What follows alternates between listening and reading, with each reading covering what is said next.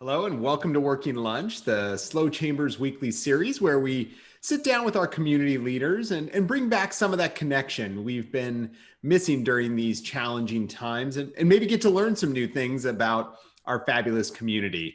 I'm Jim D'Antona, President and CEO of the Slow Chamber, and following right along with our conversation from last week with Scott Yu, we'll stick to those leading our amazing cultural aspects of our community. Today, you'll get to be a part of my conversation with Leann Standish. Many of us have gotten to know Leann as the powerhouse behind the Foundation for the Performing Arts. And just last week, she was named as the newest executive director for the Slow Museum of Art.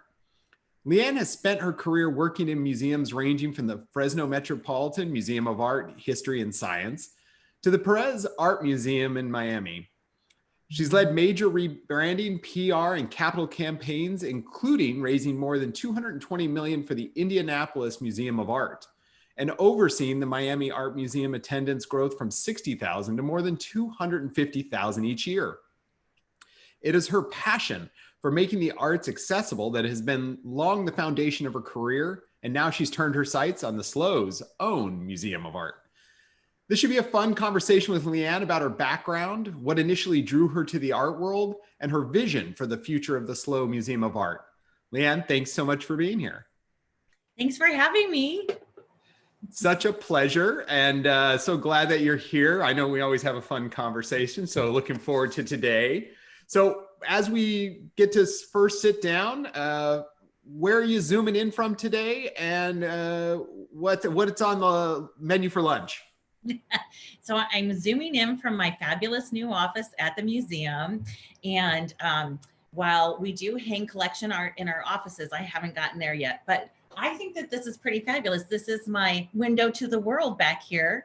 I want to warn you, if you want to walk by my office and chat, I can hear what you're saying. So only say nice things. It's great. And if you want to say hi to Leann anytime, apparently you can just stop by, wave. I'm on the window. Here I am. That's awesome. Bring snacks. Oh, and what am I having for lunch? I'm having tortilla soup from Luna Red. It is my favorite thing. Yeah, that sounds pretty good. Mm-hmm. So tell us a little bit about kind of your upbringing. I wanted to get to know, where did you grow up and what role did the arts play kind of in your childhood? Yeah. Hi, Mom. I think my mom's on. Hi, Mom. I had the most sort of wonderful, idyllic childhood. My mother was a stay-at-home mom who taught piano lessons. My father worked in the auto industry. I was raised in Fort Wayne, Indiana. So we were surrounded by art. I was in the swing choir when I was a young person. We did Van Halen songs, which has been really touching this week. But the visual art, certainly for me, was not something I knew much about. The cool thing about little tiny Fort Wayne, Indiana, which is probably just a little bit bigger than Slow, is that the nearest big city is Chicago. So our field trip, my first visual arts experience, was a field trip to the Art Institute of Chicago, which it's hard to get better than that. Yeah, it's at the bar pretty high. That's pretty awesome, and obviously incredibly famous, and gets, a little different view of what most folks probably get to see as their first museum. That's awesome. Yeah. Very intimidating though. And I think that my sort of career in the arts was always sort of feeling a little bit like an outsider, like I wasn't qualified to have an opinion about art. So it's turned into my opportunity is, to market museums and make museums accessible for people who feel that way, who feel uncomfortable. Well, like, what do I wear to a museum? Can I say I don't like that piece? Yeah. Yeah. So to talk a little bit about it, what made you kind of feel uncomfortable? Was it the fact as an artist, or as the kind of environment that goes around a museum of like, oh, this is like going to opera. Like, I don't know how to even do any of this stuff. Right. Right. So my museum crush, Michael Govan, he runs LACMA. And when he first took over, right? I know, he's super cool. When he first took over LACMA, I read this piece in the Times about how he said museums currently feel like, your grandmother's living room where you can't go in unless you take off your shoes, and she has that plastic stuff on the seats. like it's the living room that nobody actually uses, but it's very pretty. And he said his goal was to make museums feel more like the rec room where you put your feet on the sofa and ate popcorn and behaved badly.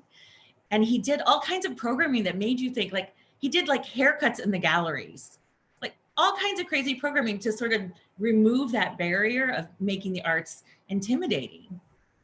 Yeah, Love that's incredibly important. And I'm sure like many people, I felt the same way of like, and again, can I say I don't like what this is? This giant balloon dog? Is this not my thing? Right. That's worth $10 million. How is that possible? Again, in the eye of the beholder. So now, are you an artist yourself, a visual artist or performing artist, or of any of those things, or just an enthusiast? I'm very good at stick figures, emojis, and car singing. That's it. Great. We're on the same level. That's awesome. I do enjoy a coloring book as therapy too. Yeah. Right. It's some of the best therapy you can get, I think. Uh-huh. So then where is that kind of connection to you? Where did you find out that like, I want to be in the art world? Like what drove that piece, or was it kind of by mistake you fell into it? I totally fell into it. And I really feel lucky because I think a lot of people have jobs and don't have careers. I love a lot of my friends who just don't get so excited about going to work every day. I'm so excited about work. But I took a job as an administrative assistant at the Fresno Metropolitan Museum of Art, History, and Science. As an admin, I had a very glamorous job. I cleaned porta potties and ball gowns. We did a Richard Scarry's Busytown exhibition, you know, the animals in Busytown, and there's Henrietta Hippo. I got to wear the costume and like wander around and hug the kids. Like it was a really trial by fire museum experience, but it was so much fun. It was so much fun. It was everything from, you know, Fabergé eggs to big rubber dinosaurs. And I was hooked. I was hooked. And so then, like in those roles, so you've probably, since sounds like you started in that wonderful role of getting the porta potties cleaned. I'm sure you've done everything in between. What has been your favorite role? Was there like something in between, or was it always that when you got to lead the charge? Yeah. Well, so the Fresno Met, which it was aspirationally called, was relevant to here, probably about the same budget, about the same number of people. I left there and went to Portland, Oregon, and worked for the Oregon Museum of Science and Industry. And my career just continued to advance. I got recruited to new institutions and growing responsibility. I think there were two sort of really pivotal things for me. One was when my work was really a lot of marketing, because I think when you're out there trying to communicate about a museum, it's easy for it to become too academic. And so I really felt passionate about my contributions to the brand. And then the coolest thing about the work that I do, no matter where I've been, is the people. I could sit and listen to people tell stories all day long about how FPAC started or how SLOMA started. It's a joy for people to spend that kind of time with me. Yeah, I can only imagine that experience that kind of that brings, and having that experience both from the Central Valley all the way to Miami. I mean, what the difference, like what you get in Miami must be something completely different. What was that kind of a crazy experience? Oh my gosh. I was in Miami for 5 years. I was recruited. I was living and working in Minnesota. And notice I said it properly, Minnesota. I was in Minneapolis and they invited me down to check out the museum and the plans in February to Miami. I remember calling my mom from the balcony, like, I'm hot. It's hot. She's shoveling and I'm hot. It was just adorable. And then the guy who I worked for, he's wonderful. His name is Tom Collins. Don't make the drink about the joke because he really tires of that. But he runs the Barnes Foundation now in Philadelphia. He recruited me. And while he was recruiting me, he sent me links to the Real Housewives of Miami and said, this is exactly what it's like here. They had to cancel that one. It was too scandalous. It does, whether you've been there or just touched on it from watching the Birdcage and some. I love that. Such a great, you start to get a feeling that Miami is its own kind of place, that it's different than the rest of the world. Even when you're from LA or whatever, you're like, wow, Miami, yikes. Yeah. But I'm sure it kept it interesting. For sure. Yeah. So is there something kind of in your professional career so far, as you've obviously you're starting on a new venture, but is there something so far that like you're most proud of in kind of what you've developed in in your past work? Yeah. Miami, everything about my experience in Miami has fulfilled me professionally. I started out, and the building that I started in looks much like the building that we're in here. My office was on a loading dock in a parking garage. The fumes sometimes would be a lot. But I was there to raise the money to build this amazing Herzog and de Meuron building, which now, when I was interviewing, I remember reading in the New York Times that it was like the MoMA, but with a better view. It sits right on the bay. So as cruise ships come in, they turn around to park, and every cruise ship comes right up to the museum and turns around, and they have their little parties, and it's just the most surreal, wonderful thing. And I remember the day that we opened during Art Basel, which is not happening this year, which is really sad. The biggest contemporary art fair in the United States. We opened during that in 2013. And it was chaos. We really overpromised on the timeline. I remember standing outside with my colleagues and watching these throngs of people coming, and they were still moving gravel around in the parking garage.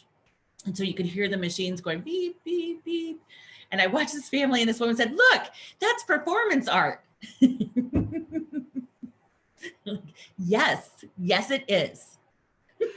All in the eye of the beholder, as every right? But literally, I got to pick out like fixtures, like toilet seats, and name the restaurant and create all of the branding. And I had the most amazing team, and we loved every part of what we were doing. And the group of people who were part of that were magic. It was unbelievable what they accomplished. Well, and that must be a lot of pressure in a place like Miami, that what you choose for, even for your fixtures, or how you do your work, or what are you putting in the museum. Like, everybody, I'm sure, has an opinion and is so how was dealing with that? Did you just kind of grow a thicker skin, or did you just like, here we go? No, I did. I learned a lot because Miami is like half New Yorkers, and I'm kind of a Midwestern West Coast girl. So New Yorkers scared me to death, the sort of direct way that they spoke. I would spend a lot of my first year in tears, really. We had a whole group of people we called the Mean Girls, and they really just were trying to help me, but I was just stunned by the manner. But you know what? Those are always the people who end up being your best mentors, your best supporters.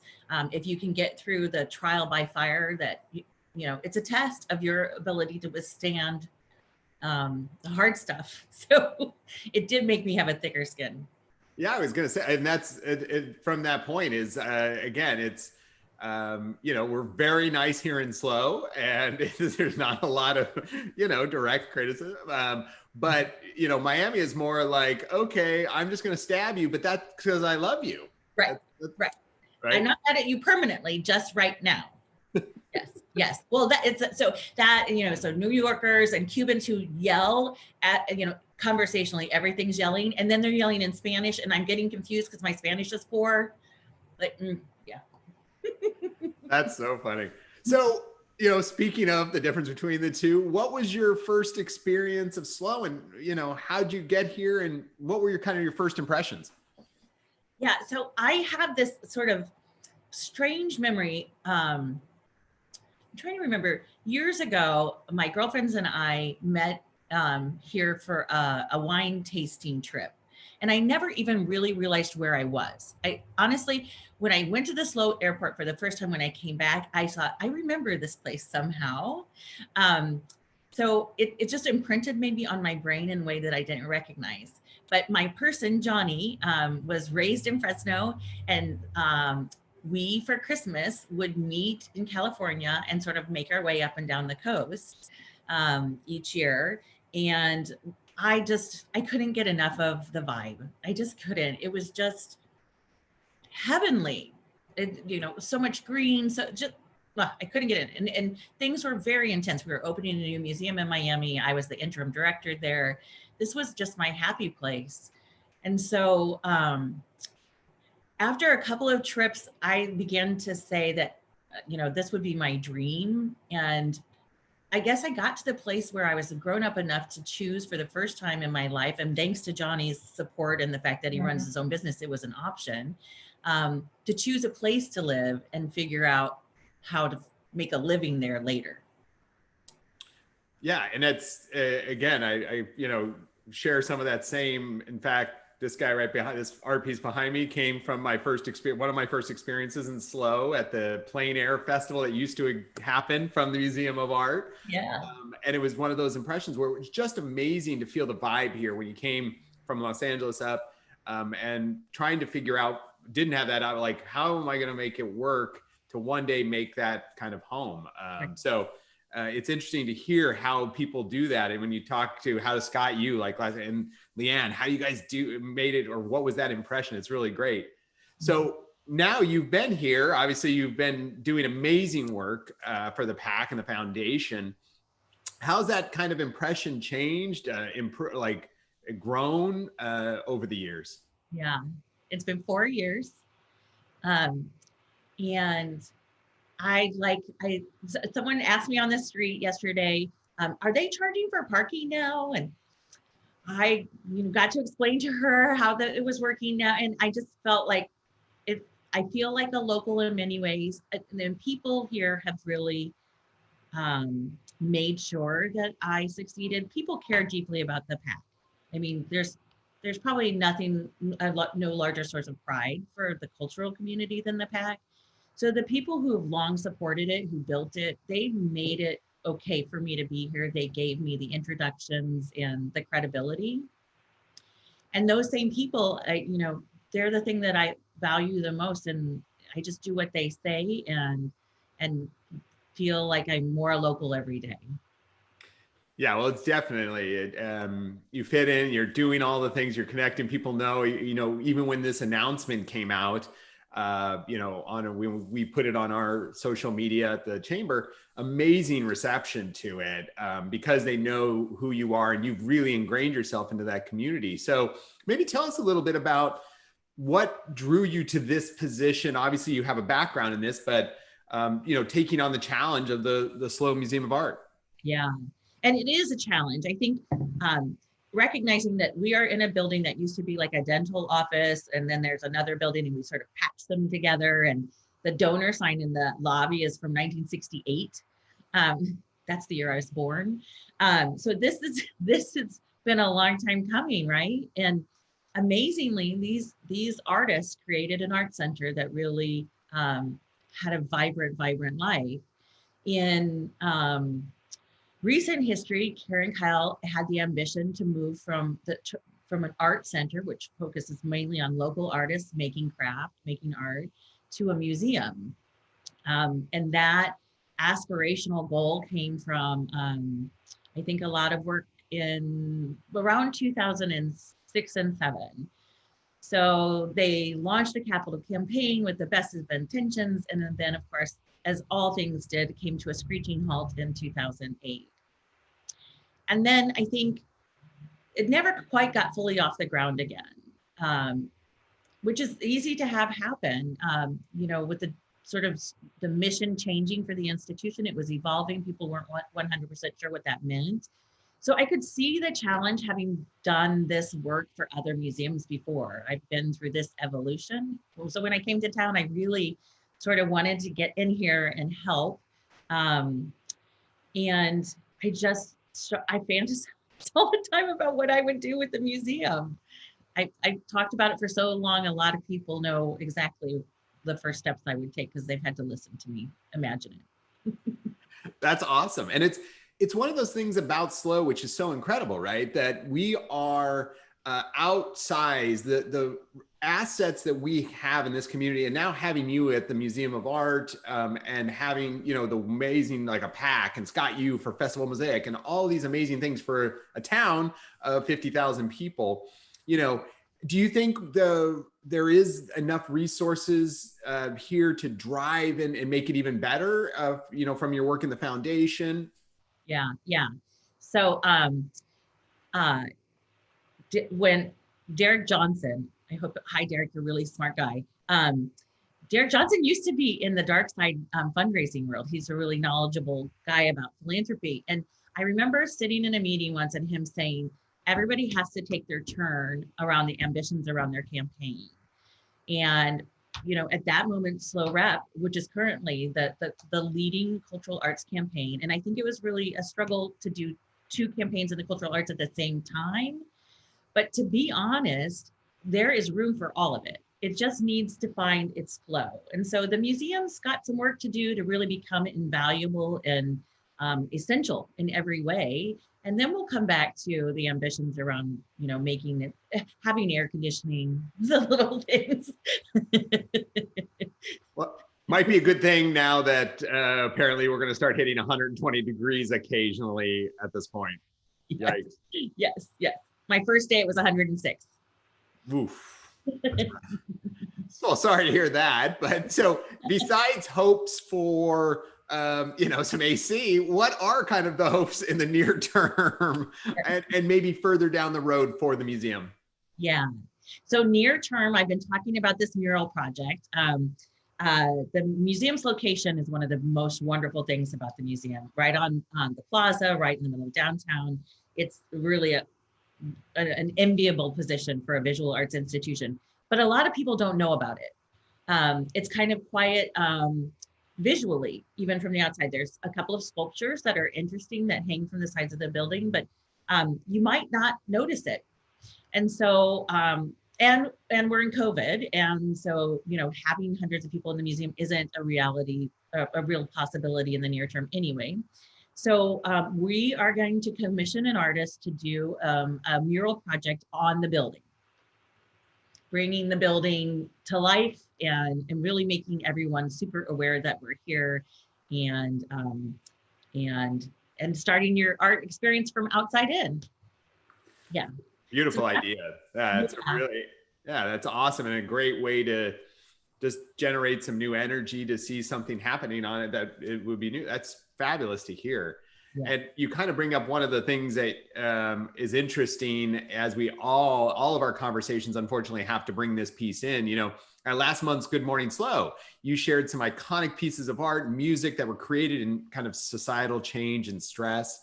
And maybe talking a little bit about how COVID restrictions may have lasting change on how people create or how museums even operate. Do you guys have do you have some initial thoughts on kind of what that looks like?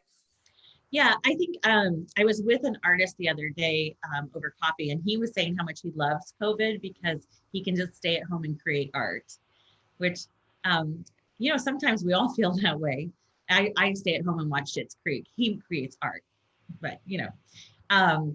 But so I think that artists are really active right now. They are creating, and a lot of them are creating things that they never have before in response to this. You know, I was thinking about how many artists will now use a fly. One of my favorite artists did a New York Times cover with just a fly on it.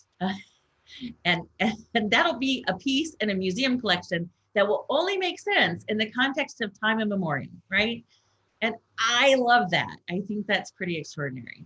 What I think about for the museum, for our museum and other museums is, I think there's a great opportunity. You could go to the Metropolitan Museum now in New York and enjoy the art in a way that you never could before because you're not being pushed and shoved. You know, some of you may have been to the Louvre where you go to see the Mona Lisa and you can't get in within 20 people of it. Well, that doesn't exist today.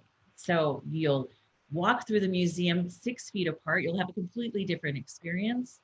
One of my favorite installations is a piece at the Broad Museum in LA, and it's called the Infinity Room, and it's one person. You've seen it, Jim? You have a selfie in there? I do. Yeah. Absolutely. It's amazing. Right, right. So, but it's one person at a time having an experience by themselves. That's that everybody who's done it can tell, gets a sort of the chills at having been there. And I think a lot of the programs will move more in that direction, where it's your experience for you, and you don't have to fight the crowds to have it. That's amazing. Yeah, it's a great point. And that room, as you were talking about, it was one of the amazing pieces that, like, as I was experiencing the road, I was like, wow, this is interesting. And the giant balloon dog. And and then going into that infinity room, though, was just like, whoa, like that's art too. And it's incredible. Yeah. So a very interesting point about how you experience it. Because like you talked about the Louvre, any art museum you go to is just like a lot of people. Right, right. Yeah. So it'll forever be different. Yeah. That'll forever be different. So kind of in COVID, is there anything that kind of you're hoping is that one of those things that you're hoping may transition out of our COVID era? Like what things may stick to either art or museums that might be permanent? Yeah. Um, yeah, I think it's great that we can digitally visit some of the world's best museums in a way that, they certainly weren't open to doing that before. I think that's pretty major. And I hope that that stays. Uh, I think too, there's just a lot of trust now between donors and the organizations that they support, knowing that this is a difficult time. And so I've seen donors really open up the restrictions on their gifts, saying, we want you to find new ways to be successful. And I hope that that stays a part of our reality.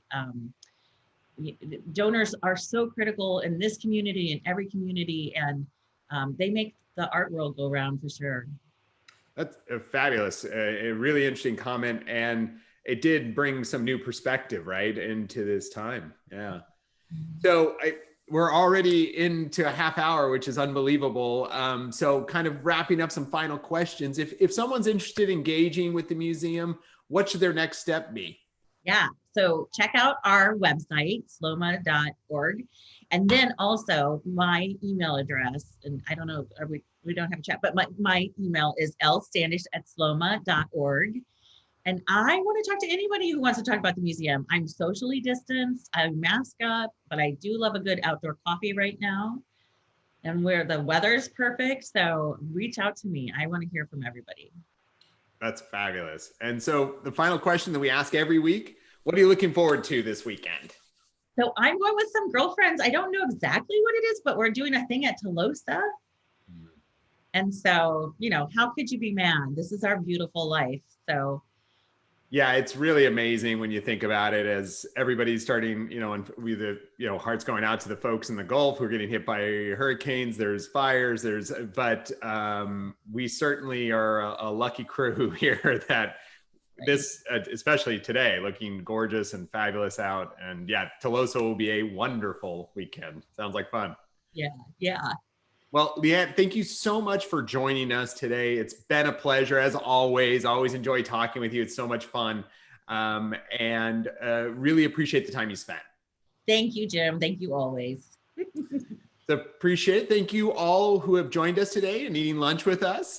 We hope to see you next week. We'll be joined by Chris Richardson to get the inside scoop on some of the real estate trends that are happening right now, because it's an extremely important topic right now. If you have an idea for a future working lunch guest or someone you want to learn more about, send us an email at slowchamber@slowchamber.org. We appreciate everyone tuning in. Have a wonderful weekend. Stay healthy and safe out there.